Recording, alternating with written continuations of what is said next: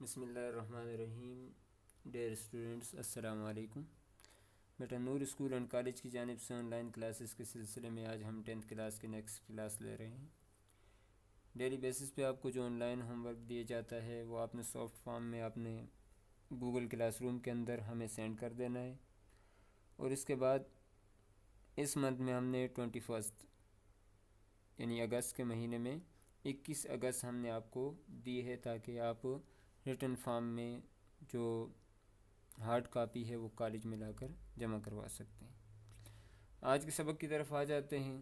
آج کا سبق ہم دوسرا پارٹ پڑھیں گے سراب منزل کا، ٹھیک ہے۔ قدرت اللہ شہاب صاحب کی تصنیف ہے، صنف ادب کے اعتبار سے یہ سفر نامہ ہے، اور ماخذ اس کا قدرت اللہ شہاب صاحب کی جو سوانح عمری ہے، شہاب نامہ، وہاں سے یہ ماخوذ ہے، وہاں سے یہ لیا گیا ہے، ٹھیک ہے۔ آ جاتے ہیں اب ہم اپنے گزشتہ سبق کی طرف کہ گزشتہ سبق میں ہم نے کیا کیا پڑھا تھا۔ تو گزشتہ سبق میں ہم نے جو اہم باتیں پڑھی تھی ان میں سے سب سے اہم بات جو لنکیج کے لیے ضروری ہے وہ یہی تھی کہ مصنف حج کے سفر پر جا رہے تھے، اور حج کے سفر کے دوران ان کی نوفل صاحب سے ملاقات ہوئی، پھر تحریک پاکستان پر بات ہوئی، جدہ پہنچے۔ جدہ پہنچنے کے بعد جب وہ مناسک حج ادا کرنے کے لیے بیت اللہ پہنچے، مکہ پہنچے، وہاں پر ان کی جو رہائش تھی وہیں پر ساتھ میں ایک بہاولپور کے خاندان کا ڈیرا لگا ہوا تھا، جس کے 3 افراد تھے، ساس، بہو اور بوڑھا، جو ساس کا گھر والا تھا، یعنی ساس، سسر اور بہو۔ اور ساس اور بہو کی لڑائی کا تذکرہ کیا، اور مقصد لڑائی ذکر کرنا نہیں تھا، بلکہ مقصد یہ تھا کہ یہ سادہ لوگ جو ہیں ان کا یقین اللہ کی ذات پر بہت زیادہ ہوتا ہے۔ جب لڑتے تھے تو ساس بڑی تھی، بہو کچھ کہہ نہیں سکتی تھی، تو بہو سیدھی یہ بات کہتی تھی کہ میں جا کر کعبے کا طواف کر کے اللہ سے آپ کی شکایت کروں گی۔ اب یہی کیفیت جاری تھی، تو اس کیفیت کے بعد مصنف نے اپنا تبصرہ یہ کیا۔ سفر نامے کی تعریف میں ہم نے یہ بتایا تھا کہ جو ادیب ہوتا ہے وہ سفر کی رودات بھی لکھتا ہے اور اس کے ساتھ ساتھ اپنے تجربات بھی لکھتا ہے۔ تو اس پر مصنف نے اپنا تبصرہ قدرت اللہ شہاب صاحب نے یہ کیا کہ یہ جو سادہ لوح انسان ہوتے ہیں، سادہ دل جو انسان ہوتے ہیں، یہ عقیدے کے اعتبار سے راسخ العقیدہ، پختہ عقیدہ رکھنے والے لوگ ہوتے ہیں۔ اللہ کی ذات پر ان کا یقین بہت زیادہ ہوتا ہے، اور اس کی زندہ مثال یہ ساس اور بہو کا واقعہ ہے جو مصنف نے ذکر کیا ہے۔ اب اس کے بعد آگے چل کر دیکھتے ہیں کہ حج کے دوران کیا کیا واقعات اور رونما ہوئے، اور مناسک حج کے بارے میں مصنف کیا بتانا چاہ رہے ہیں۔ اب حج چونکہ سٹارٹ ہو چکا ہے، تو مصنف کہتے ہیں کہ مینا کے لیے روانگی کے دن، مینا کے لیے روانگی کے دن۔ اب مینا کس جگہ کو کہتے ہیں؟ تو میں نے یہاں پر لکھا ہے، وہ مقام جہاں پر شیطان کو پتھر مارے جاتے ہیں اسے مینا کہتے ہیں، ٹھیک ہے جی۔ مینا کے لیے روانگی کے دن معلم جو ان کا ایجنٹ تھا، معلم کے معنی میں نے آپ کو بتا دیا تھا، سکھانے والے کو کہتے ہیں، استاد کو۔ معلم نے انتظام تو 3 بسوں کا کیا تھا، لیکن کسی وجہ سے اب تک صرف ایک ہی بس میسر آئی تھی۔ میسر کے معنی کیا آتے ہیں جی؟ پچھلے سبق میں نے آپ کو ڈیٹیل میں بتایا تھا۔ میسر کے معنی آتے ہیں دستیاب، ٹھیک ہے جی، حاصل، جو چیز دستیاب ہو یا حاصل ہو۔ میسر لفظ کیا ہے جی؟ میسر۔ جیسے اقبال نے کہا تھا کہ ہم کو تو میسر نہیں مٹی کا دیا بھی، گھر پیر کا بجلی کے چراغوں سے ہے روشن۔ تو کہتے ہیں کہ 3 بسیں منگائی تھی، لیکن بسیں کتنی آئی تھی جی؟ ایک ہی میسر آئی تھی۔ اب جو لوگ ٹیکسی کا کرایہ ادا کر سکتے تھے انہوں نے ٹیکسی کر لی، باقی حضرات پیدل مینا کو روانہ ہو گئے۔ اب کچھ تو جو بسوں میں بیٹھ سکتے تھے وہ بیچارے بیٹھ گئے، ایک ہی بس تھی اس میں بیٹھ گئے، باقی پیدل روانہ ہو گئے۔ نالے کے کنارے والے میرے ساتھی ہنسی خوشی پیدل چل پڑے۔ اب یہ ہنسی خوشی کیوں چل رہے ہیں بیٹا؟ وہ سفر ہی ایسا ہے، اتنا مبارک رستہ ہے کہ انسان کا دل چاہتا ہے کہ سر کے بل چلا جائے، تو اب وہ ہنسی خوشی چل پڑے۔ میں بھی ان کے ہمراہ ہو گیا۔ میں نے آپ کو بتایا تھا کہ قدرت اللہ شہاب جو ہیں پاکستان کے ایمبیسڈر ہیں، لیکن اس وقت کے حالات پاکستان کے ایسے تھے کہ ایمبیسڈر بھی جو ہیں وہ پیدل چلنے پر مجبور تھے۔ آج کل کے وزیر مشیر تو مزے میں ہیں۔ شہر سے نکل کر جب کھلی سڑک پر آئے تو احرام باندھے ہوئے، ٹھیک ہے جی، پہنے ہوئے مخلوق کا ایک جم غفیر بڑا ہجوم، ٹھیک ہے جی، بہت زیادہ لوگ، جم غفیر سیلاب کی لہروں کی طرح مینا کی طرف پا پیادہ رواں دوا تھا۔ پا پیادہ یعنی پیدل چل رہے تھے بغیر کسی سواری کے۔ ان کے درمیان بسوں، ٹرکوں اور موٹر کاروں کی بے ترتیب قطاریں، ٹھیک ہے جی، لائنز، ایک دوسرے کے ساتھ لپٹی ہوئی آہستہ آہستہ رینگ رہی تھی۔ رینگنا کیا ہے جی؟ حرکت کرنے کو کہتے ہیں، بالکل سلو موشن میں چل رہے تھے۔ رش بہت زیادہ تھا۔ آج کل کی تو سڑکیں آپ دیکھیں تو حیران ہو جاتے ہیں، اس وقت حالات ہی ایسے تھے کہ غربت تھی۔ بڑی سڑک پر پہنچتے ہی نالے کے کنارے والے ساتھی ایک دوسرے سے بچھڑ گئے کیا جی؟ جدا ہو جانا۔ یہ شاعر کہتا ہے نا کہ بچھڑا کچھ اس صدا سے کہ رت ہی بدل گئی، ایک شخص سارے شہر کو ویران کر گیا۔ تو بچھڑ جانا جدا ہونے کو کہا جاتا ہے۔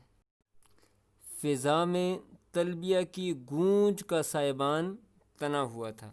فضا میں تلبیہ وہی الفاظ جو میں نے آپ کو کہے تھے کہ حج کے دوران حاجی پڑھتے ہیں لبیک اللہم لبیک، گونج، بازگشت جسے آپ کہتے ہیں، ایسی آواز جب آپ بند کمرے میں آواز دیتے ہیں تو وہ آواز بار بار آپ کے کانوں میں سنائی دیتی ہے، اسے بازگشت کہتے ہیں، گونج کہتے ہیں کہ فضا میں ایسے لگ رہا تھا جیسے بازگشت ہے تلبیہ کی کا سائبان تنا ہوا تھا۔ سائبان کس کو کہتے ہیں؟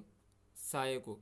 اب یہاں پر سائبان کا لفظ مصنف لائے ہیں چونکہ اس وقت دھوپ بہت زیادہ تھی، گرمی تھی، مصنف کہتے ہیں کہ ہمیں گرمی کی کوئی پرواہ نہیں تھی، ایسا لگ رہا تھا جیسے تلبیہ ہمارے لیے سائے کا کام کرتا چلا جا رہا ہے۔ بڑی خوبصورت انداز کے اندر مصنف نے یہاں پر الفاظ کا چناؤ کیا ہے۔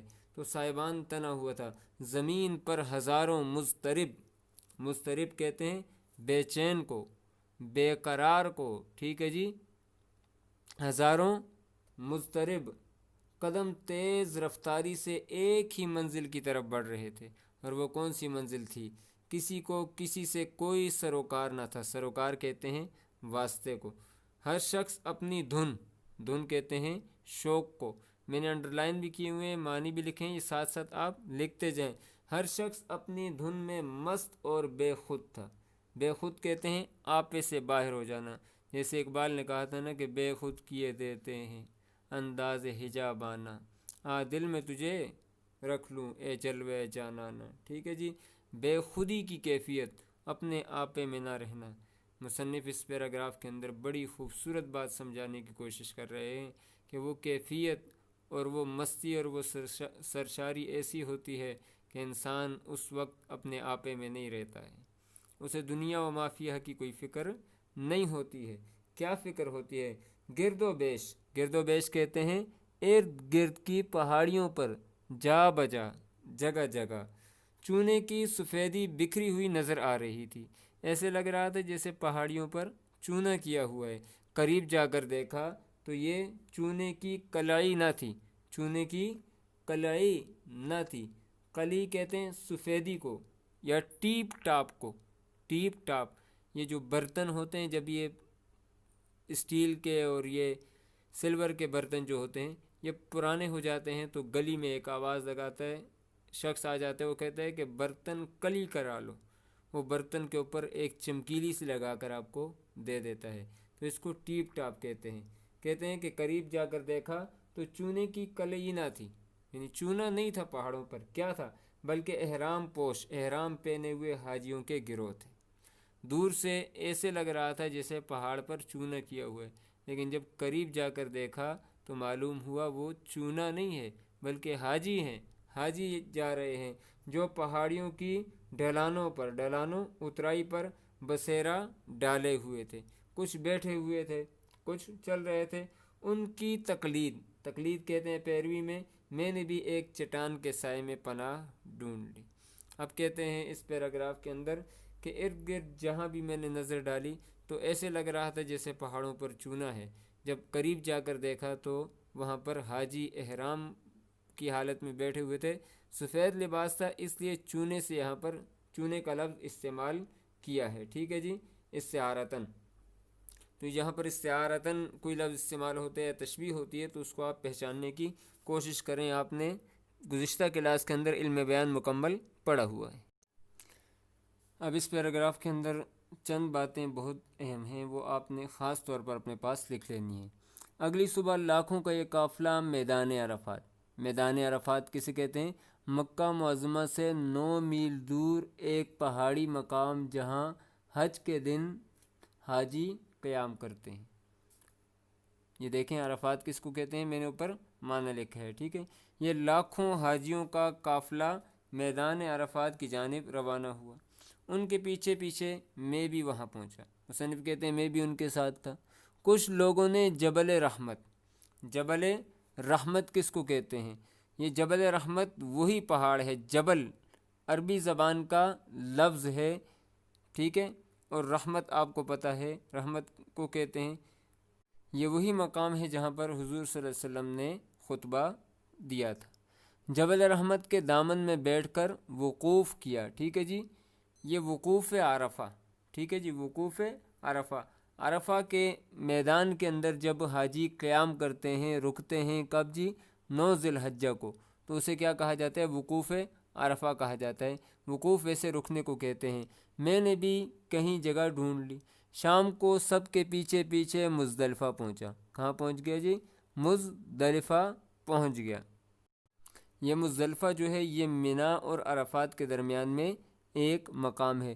مزدلفہ کی چاندنی رات ختم ہوتے ہی اس عظیم الشان تنہائی کے لمحات بھی رخصت ہو گئے۔ رخصت ہونا روانہ ہونے کو کہتے ہیں، ٹھیک ہے جی، جو منی، عرفات اور مزدلفہ میں لاکھوں کے ہجوم نے مجھے عطا کیے تھے۔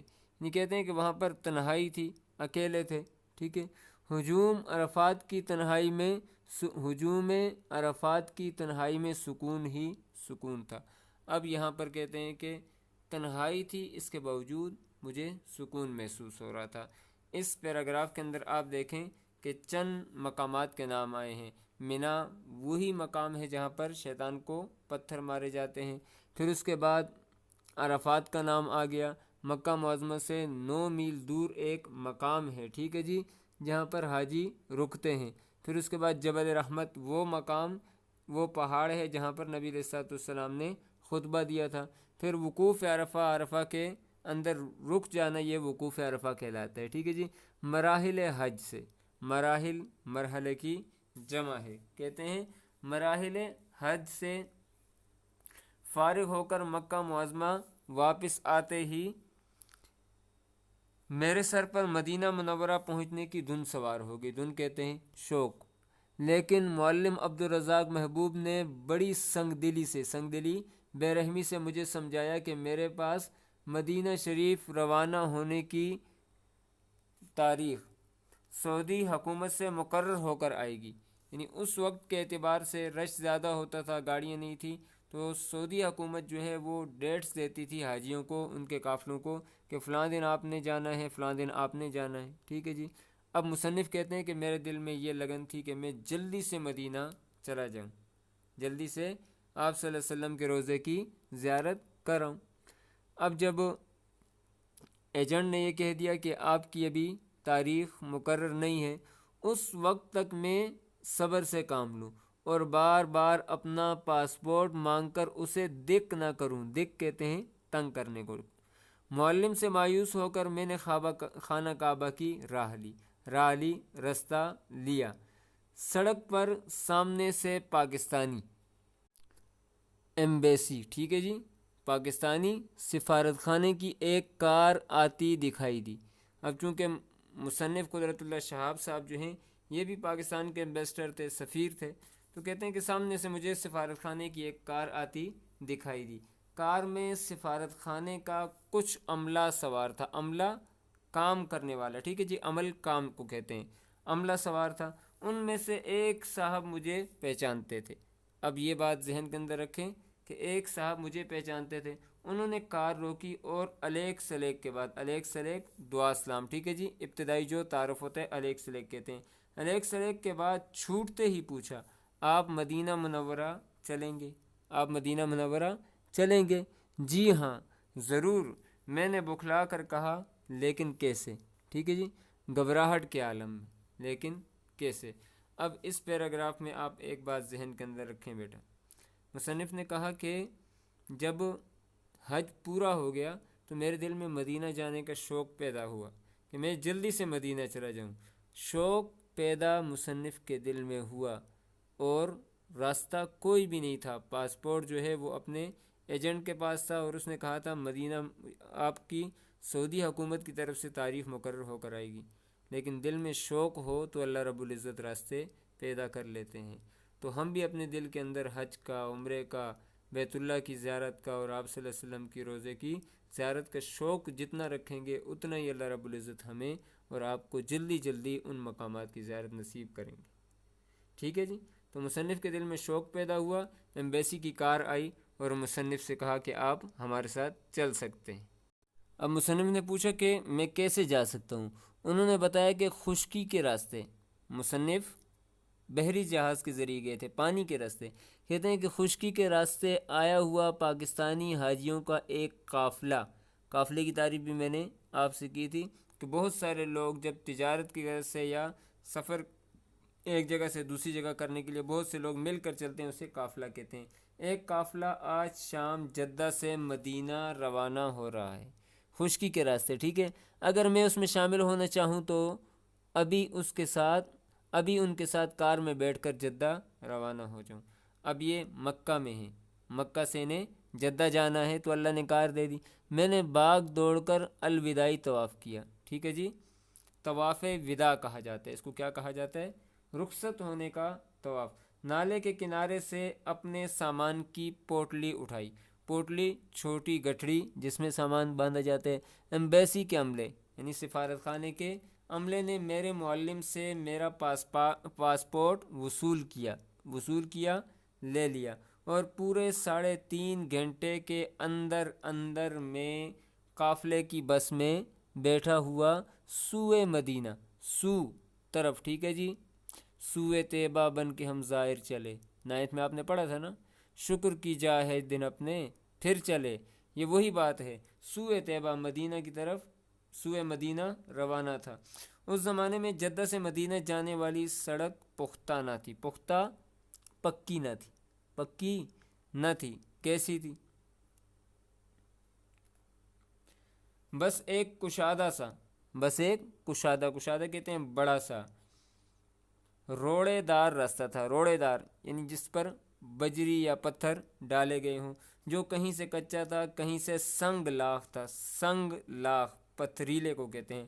ہمارا قافلہ بھی رات بھر چلتا رہا. صبح 10 بجے کے قریب مدینہ سے 4-5 میل اس طرف رک گیا، یعنی مکہ کی طرف یا مدینہ سے پہلے رک گیا. یہاں ایک کنواں تھا جس پر رہٹ چل رہا تھا. رہٹ کہتے ہیں زمین سے کنویں سے پانی نکالنے کے لیے، دیکھو ہوگا آپ نے دیہاتوں میں بیلوں کے ذریعے پانی نکالا جاتا ہے، اسے رہٹ کہتے ہیں. کہتے ہیں کہ ایک کنواں تھا اس کے اوپر رہٹ چل رہا تھا تو ہم نے وہاں پر کیا کر لیا، قافلے والوں نے یہاں اتر کر غسل کیا، نئے کپڑے پہنے، اب تیاری کر لی روضہ رسول پر جانے کی. میری عمر اس وقت 32-33 برس تھی. کتنی عمر تھی؟ 32 یا 33 برس تھی. مسجد نبوی صلی اللہ علیہ وآلہ وسلم تک پہنچتے پہنچتے میری آنکھیں سرخ ہو کر، سرخ کہتے ہیں لال، ٹھیک ہے جی، ریڈ، سوج گئی تھیں. ایک تو آنکھیں سرخ ہو گئی تھیں اور دوسری سوج گئی تھی اور راستہ نظر آنا مشکل ہو گیا. ایک بھلے آدمی اچھے آدمی، ٹھیک ہے جی، نے میری رہنمائی راستہ دکھانا اور مجھے باب جبریل تک پہنچا دیا. باب عربی زبان میں دروازے کو کہتے ہیں. وہاں پر دروازوں کے نام ہیں، ٹھیک ہے جی، باب جبریل ہو گیا، باب صدیق ہو گیا، باب علی ہو گیا، اس طریقے سے دروازوں کے نام ہیں. ٹھیک ہے، آپ پوچھ سکتے ہیں آپ کے گھر میں جس نے بھی حج کیا ہے. باب جبریل تک پہنچا دیا۔ باب جبریل پر عاشقان رسول یعنی آپ صلی اللہ علیہ وسلم کے عاشقوں کا ہجوم تھا۔ ہجوم کہتے ہیں رش تھا۔ ایک نورانی صورت کہتے ہیں شکل، نورانی چہرے والے بزرگ چٹائی پر بیٹھے لوگوں کے جوتے سنبھالنے میں مصروف تھے۔ دیکھیں بوڑھے شخص ہیں، چہرے پر داڑھی بھی ہے، خوبصورت بھی ہیں، لیکن وہاں پر لوگوں کے جوتے سنبھال رہے ہیں۔ یہ آدمیوں کے یا لوگوں کے جوتے نہیں سنبھال رہے ہیں، یہ آپ صلی اللہ علیہ وسلم کے روزے پر حاضر ہونے والے عاشقوں کے جوتے سنبھال رہے ہیں، اور یہ عشق نبوی کا کمال ہے۔ ٹھیک ہے، میری آنکھوں میں اب تک دھند سی چھائی ہوئی تھی۔ دھند آپ نے دیکھا ہوگا جب یہ نمی آسمان سے زمین پر آتی ہے تو فضا میں معلق ہو جاتی ہے تو اس وقت دھند چھا جاتی ہے، آگے نظر نہیں آتا۔ میں بھیڑ کے ریلے میں پھنس گیا۔ بھیڑ کہتے ہیں رش، ریلا کہتے ہیں بہاؤ کو۔ ٹھیک ہے جی، میں بھیڑ کے ریلے میں پھنس گیا، ایک مقام پر لوگوں سے ٹکرا کر جوتوں کے ڈھیر پر۔ ٹھیک ہے جی، جوتوں کا ڈھیر جو لگا ہوا تھا، انبار، ڈھیر پر اوندے منہ گرا، منہ کے بل گر گیا۔ جوتوں کی رکھوالی کرنے والے صاحب نے جو بوڑھے تھے مجھے سہارا دے کر اٹھایا اور اپنے پاس چٹائی پر بٹھا دیا۔ اب دیکھیں کہ یہ جو بوڑھے شخص جوتوں کی حفاظت کرنے والے ہیں یہ کیا کر رہے ہیں، وہ ٹوٹی پھوٹی اردو بول لیتے تھے، انہیں اردو بھی آتی تھی۔ انہوں نے مجھے پانی پلایا، ایک ڈاکٹر کی دکان پر لے جا کر میری آنکھوں میں دوائی ڈلوائی جس سے مجھے آرام ملا۔ یہ صاحب مشرق اور مغرب کے بہت سے ملکوں کی سیاحی کہتے ہیں سیاحت کرنا، سیر کرنا کر چکے تھے۔ عربی تو ان کی مادری زبان تھی، ٹھیک ہے جی، اپنی زبان تھی۔ اس کے علاوہ ترکی، فارسی، انگریزی اور فرانسیسی سے بھی آشنا تھے۔ آشنا کہتے ہیں واقف ہونا، جیسے شاعر کہتے ہیں کہ آشنا درد سے ہونا تھا بہرحال ہمیں، تو نہ ملتا تو کسی اور سے بچھڑے ہوتے۔ تو آشنا واقف کو کہتے ہیں۔ 18-19 برس سے روزہ رسول صلی اللہ علیہ وسلم، ٹھیک ہے جی،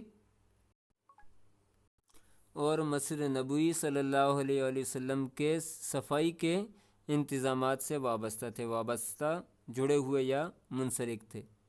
رضاکارانہ طور پر، ٹھیک ہے جی، رضاکارانہ طور پر کام کرنا، مفت کام کرنا، بغیر کسی تنخواہ کے یا بغیر کسی غرض کے کام کرنے کو رضاکارانہ طور پر کام کرنا کہتے ہیں۔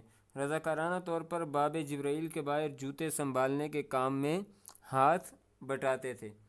ایک روز تو جوتے رکھنے والے صاحب نے مجھ پر اپنی کرم کہتے ہیں مہربانی، کرم فرمائی کی انتہا کر دی۔ انتہا کہتے ہیں حد کر دینا، اختتام کر دینا تمام اچھائیوں کا، یعنی ساری اچھائیاں کر دینا۔ عشاء کے بعد مسجد نبی صلی اللہ علیہ وسلم کے دروازے بند ہونے لگے تو انہوں نے مجھے تہجد کی اذان تک اپنے ساتھ ہی رہنے دیا۔ باقی لوگوں کو نکال دیا جاتا ہے اور دروازے بند کر دیے جاتے ہیں اور تہجد کے وقت دوبارہ کھول دیے جاتے ہیں۔ کہتے ہیں کہ ساتھ ہی رہنے دیا۔ تھوڑی دیر کے لیے جالی مبارک کے اندر، جالی مبارک آپ صلی اللہ علیہ وسلم کے روزے کے باہر جالی لگی ہوئی ہے، ٹھیک ہے جی، جالی مبارک کے اندر اس عرش بری، ٹھیک ہے جی، عرش اللہ کے عرش کو کہا جاتا ہے جہاں پر اللہ کی ذات موجود ہے، ٹھیک ہے جی، سب سے کائنات میں سب سے جو بلند مقام ہے اس کو عرش کہتے ہیں۔ عرش بری جیسی مقدس کہتے ہیں پاک جگہ کو، زمین پر مجھے اپنی پلکوں سے جاروب کشی کہتے ہیں جھاڑو دینے کی اجازت بھی فرمائی۔ اب یہ مصنف کہتے ہیں کہ مجھ پر اس پیراگراف کے اندر بتایا کہ جو شخص وہاں پر ذمہ داری سنبھالے ہوئے تھے لوگوں کے جوتے اکٹھا کرنے کی، انہوں نے مجھ پر بہت زیادہ نیکی کی اور بہت زیادہ مہربانی فرمائی۔ اب مصنف کا جو سفر ہے حج کا وہ مکمل ہو چکا ہے۔ اب مصنف کہتے ہیں 2-3 روز کے بعد کراچی جانے والا جہاز جدہ کی بندرگاہ، ٹھیک ہے، بندرگاہ پر سفر کے لیے تیار تھا۔ ایمبیسی کا عملہ حاجیوں کو الوداع کہنے آیا ہوا تھا، الوداع رخصت کرنے کے لیے آیا ہوا تھا۔ ہم رخصت ہوئے۔ وطن واپس پہنچ کر مجھے یوں محسوس ہوا جیسے میں حج کی منزلیں طے کر کے نہیں بلکہ محض سراب منزل کے پیچھے بھاگ کر واپس آیا ہوں۔ سراب منزل کے معنی میں نے آپ کو بتائے تھے ترجمہ وہاں پر کر دیا گیا تھا۔ سر تو میں نے مینا میں مڈوایا تھا، لیکن اولے کراچی میں آ کر پڑے، اولے کراچی میں آ کر پڑے جب میں جھوٹ، فریب اور حرص کے دلدل میں ایک بار پھر پہنچ چکا تھا۔ اب اس آخری پیراگراف میں مصنف نے سارے سبق کا خلاصہ بیان کیا ہے، جو میں آپ کو یہ محاورہ ٹھیک کر کے اس کے بعد بتاتا ہوں مین پوائنٹس کے اندر۔ تو بیٹا آ جاتے ہیں اپنے سبق کے خلاصے کی طرف۔ تو سبق کا نام سراب منزل کیوں رکھا، آخری پیراگراف کے اندر مصنف نے بتا دیا کہ ہم نے سر تو مینا میں مڈوایا تھا، لیکن کراچی میں آ کر اولے پڑے جب میں دوبارہ جھوٹ، حرص، طمع، فریب اس کی دلدل میں آ گیا۔ اصل میں جو محاورہ ہے وہ اس طریقے سے ہوتا ہے، سر مڈواتے ہی اولے پڑنا شروع ہو گئے۔ اس کا معنی یہ ہوتا ہے کہ ابھی کام شروع ہی کیا تھا کہ مصیبت آ گئی، ایک دم مصیبت آ گئی۔ تو مصنف بھی کہتے ہیں کہ وہاں کی کیفیت جو تھی وہ الگ تھی، بیت اللہ کی کیفیت الگ تھی، پھر اس کے بعد مینا کی، عرفات کی، مزدلفہ کی، اور جبل رحمت کی، اور روضہ رسول کی تو اپنی ہی کیفیت تھی۔ کہتے ہیں وہاں پر تو ایمانداری، صدق، اچھائی، سچائی، نیکی، یہی باتیں ذہن کے اندر آتی تھیں۔ لیکن جب پاکستان میں آیا اور دوبارہ کراچی میں ایئرپورٹ پر اترا یا بندرگاہ پر اترا، تو اس کے بعد مجھے محسوس ہوا کہ یہاں پر پھر وہی دلدل جھوٹ، فریب، حرص اور طمع کی ہے جس میں ہم دھنستے چلے جا رہے ہیں، یعنی وہ کیفیت اب باقی نہیں رہی ہیں۔ تو آج کے سبق کے اندر جو اہم باتیں تھیں وہ آپ کے سامنے لکھی ہوئی ہیں کہ جوتوں کی حفاظت کرنے والے شخص نے کیا مدد کی۔ تو اس نے سب سے پہلے تو اپنے پاس بٹھایا، گرے ہوئے تھے مصنف، ان کو اٹھا کر اپنے پاس جگہ دی، اور اس کے بعد ایک ڈاکٹر کی دکان پر لے جا کر آنکھوں کی تکلیف کی وجہ سے یہ بیچارے دیکھ نہیں سکتے تھے، دھند آنکھوں کے سامنے آئی ہوئی تھی، آنکھیں سوجی ہوئی تھی، دوا دلوائی، اور اس کے بعد ایک دن تو حد کر دی، رات کو عشاء کے بعد اپنے پاس رہنے دیا، اور رات کو جب سارے لوگ سوئے ہوئے تھے مصنف کو جالی کے پاس لے گئے جو آپ صلی اللہ علیہ وسلم کے روزے کی ہے، اور وہاں پر مصنف کو روزے رسول کی زیارت بھی کروائی۔ اب یہ ساری باتیں تو جوتوں کی حفاظت کرنے والے نے کروائی۔ مینا سے عرفات روانگی وہی پیدل سفر تھا، اور رستے کے اندر سارے لوگ اس ترتیب سے چل رہے تھے کہ کسی کو کسی کی پرواہ نہیں تھی۔ ساس بہو کی لڑائی ابھی ہم نے آپ کے سامنے بیان کر دی ہے۔ تو سراب منزل جو سبق تھا، اس کا اخلاقی سبق یا مرکزی خیال کیا ہے؟ مرکزی خیال یہ ہے کہ جب انسان حج کے لیے جاتا ہے تو دنیا و ما فیہا سے بے خبر ہو کر جس طریقے سے وہاں نہ اسے غیبت کی پرواہ ہوتی ہے، نہ جھوٹ کی پرواہ ہوتی ہے، نہ لالچ ہوتا ہے، نہ حرص ہوتی ہے، نہ طمع ہوتا ہے، کوئی بھی چیز اس وقت انسان کو یاد نہیں ہوتی ہے۔ مصنف یہ سمجھانا چاہتے ہیں کاش کہ ہم جب عام زندگی کے اندر آئیں تو یہی کیفیت ہماری یہاں پر بھی ہو۔ تو آج کا آپ کا ہوم ورک یہ ہے کہ آپ نے اس سبق کا جو مرکزی خیال ہے وہ اپنے الفاظ میں لکھ کر مجھے شیئر کر دینا ہے، اور اپنا ہوم ورک جو ہے ڈیلی بیسس پر جو آپ کرتے ہیں 21 تاریخ کو کالج میں لا کر جمع کروا دینا ہے۔ کوئی بھی بات پوچھنی ہو تو آپ مجھ سے پوچھ سکتے ہیں۔ السلام علیکم۔